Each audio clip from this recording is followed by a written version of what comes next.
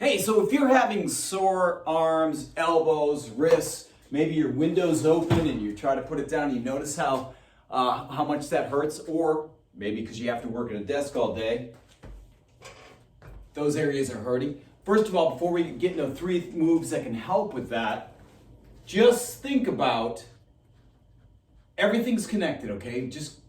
So think about your posture, and I know if you're sitting at a desk long periods of time, especially if it's not quite ergonomically correct and everything's not lined up, you're going to develop some of these problems. A lot of it is because as you round forward too and you become more and more dependent on, as you're typing, and I'm exaggerating a little bit in that movement, but just, everything kind of goes slack, maybe out of alignment, maybe you're shifted one side or the other.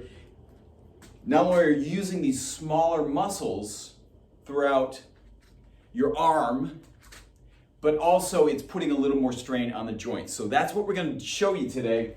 3 things actually to address those areas, but of course I want to remind you too, stuff like bridging.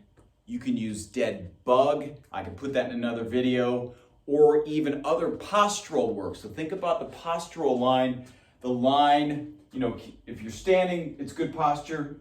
Earlobe over shoulder, over hip, over knee, over ankle. That's basically good posture. Maybe chin tucked back a little bit. And it's the same when you're sitting, except, it's obviously more focused on the upper body. You can use that same chain of alignment there. Okay, beginning with the first one, just a T. So it's for your mid back, it's for the back of your shoulders, getting those areas more active to assist you with good sitting posture.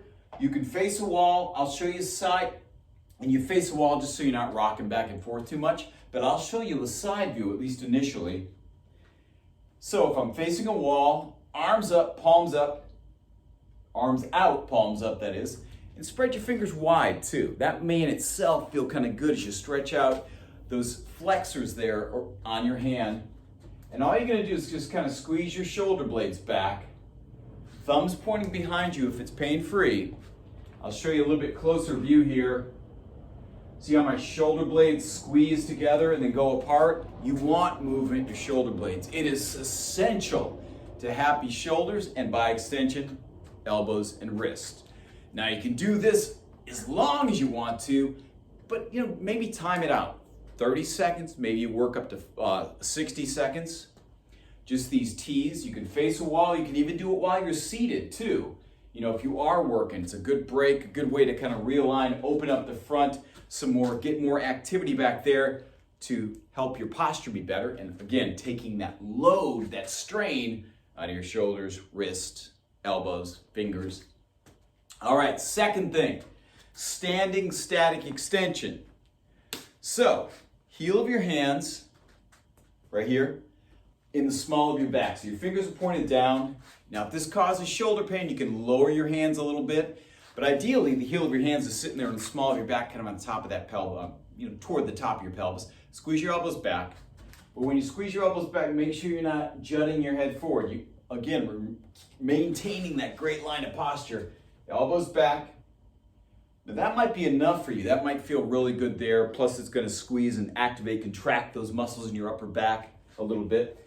But if you can do it without pain, keep your hips, your top of your pelvis over that ankle, and come forward. Now you're not going for depth here. This is not some yoga class where you're trying to touch your head to your feet or something. You're going to, approximately this kind of angle. But you want to keep your hips stacked over your heels. Just looking down, so it's a nice neutral neck. That's a neutral neck. This is not a neutral neck. That is not a neutral neck.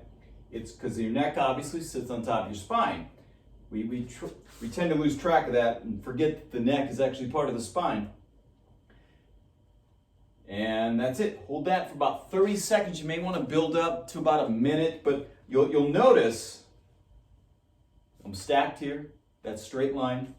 Got a little bit of extension in the back. You'll feel that contraction here in this part of your back, maybe mid-back. Plus you get the opening there. So everything is training. Whether you're sitting at your desk like this, that's training your body to move that way and to develop all those pains that you might be feeling down your arms.